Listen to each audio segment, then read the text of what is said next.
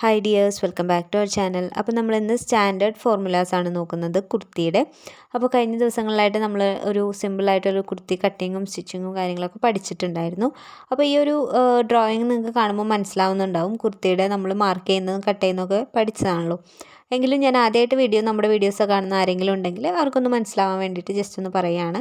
അപ്പോൾ ഇതാണ് നമ്മുടെ കുർത്തിയുടെ ഡ്രാഫ്റ്റിങ്. ഇതുപോലെയാണ് നമ്മൾ കുർത്തി മാർക്ക് ചെയ്തെടുക്കുക. ക്ലോത്തിൽ നമ്മളൊരു തുണീനെ 4ആയി മടക്കിയിട്ടതിന് ശേഷം ഇപ്പോൾ ഇതിൽ ഞാൻ മാർക്ക് ചെയ്തിട്ടുള്ള എല്ലാ മാർക്കിങ്സും നമ്മുടെ ഫുൾ ലെങ്ത്ത്, അതുപോലെ തന്നെ ഷോൾഡർ, ആം ഹോള്, ചെസ്റ്റ്, വേസ്റ്റ്, ഹിപ്പ് ഒക്കെ മാർക്ക് ചെയ്ത് കൊടുത്തിട്ടുണ്ട്.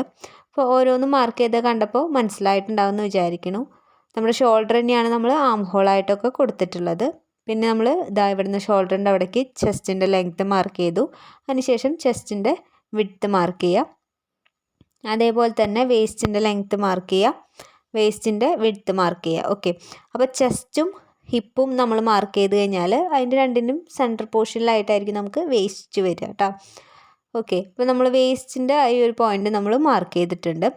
ഇനി ഈ ഒരു ഗ്യാപ്പ് കാണുന്നില്ലേ, അത് നമ്മുടെ സീം അലവൻസ് ആണ്. ഒരു 1.5 ഇഞ്ചൊക്കെയാണ് നമ്മൾ തുടക്കത്തിൽ പഠിക്കുന്ന സമയത്തൊക്കെ ഇട്ട് പോകുന്നത്. അപ്പോൾ ഇതാണ് നമ്മുടെ ഒരു കുർത്തിയുടെ മൊത്തത്തിലുള്ളൊരു ലുക്ക് കേട്ടോ. അപ്പോൾ ഈ ഒരു കുർത്തിക്ക് വേണ്ടിയിട്ടുള്ള സൈസ് ചാർട്ടാണ് ഞാനിവിടെ കാണിച്ചിട്ടുള്ളത്. അപ്പോൾ XS തൊട്ടിട്ട് XXL, XXL വരെയുള്ള സൈസ് നമ്മളിവിടെ കൊടുത്തിട്ടുണ്ട്. ഇതൊരു സ്റ്റാൻഡേർഡ് ഫോർമുലയാണ്. അപ്പോൾ ഇത് വെച്ചിട്ട് എല്ലാവർക്കും ഇതേ സെയിം ആവണമെന്നില്ല, വ്യത്യാസം ഉണ്ടാവും.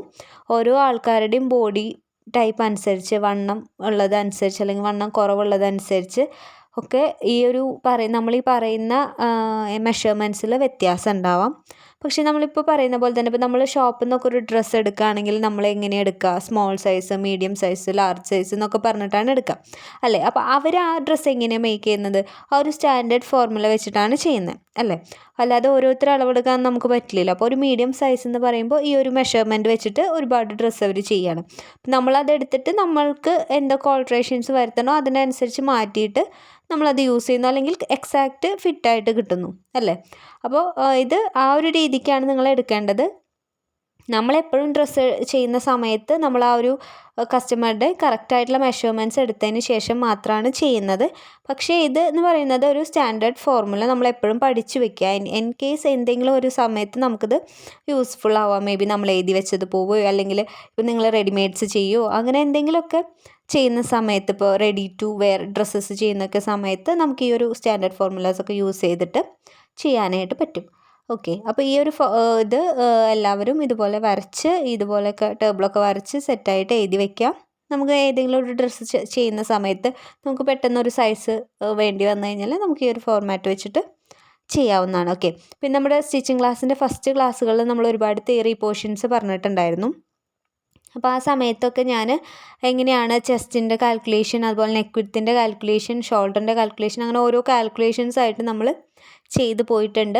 അപ്പോൾ ആ വീഡിയോസ് കാണാത്ത ആരെങ്കിലും ഉണ്ടെങ്കിൽ ആ വീഡിയോസ് കണ്ടു നോക്കുക കേട്ടോ. അപ്പോൾ നമ്മുടെ വീഡിയോസൊക്കെ ആദ്യമായിട്ട് കാണുന്നവരാണെങ്കിൽ വീഡിയോസൊക്കെ ഇഷ്ടപ്പെടുകയാണെങ്കിൽ നമ്മുടെ ചാനലൊന്ന് സബ്സ്ക്രൈബ് ചെയ്യാനും വീഡിയോസ് ലൈക്ക് ചെയ്യാനും മറക്കരുത്. എന്തെങ്കിലും സജഷൻസ് ഉണ്ടെങ്കിൽ കമൻറ്റ് ബോക്സിലൊന്ന് കമൻറ്റ് ചെയ്താൽ മതി. Okay, thank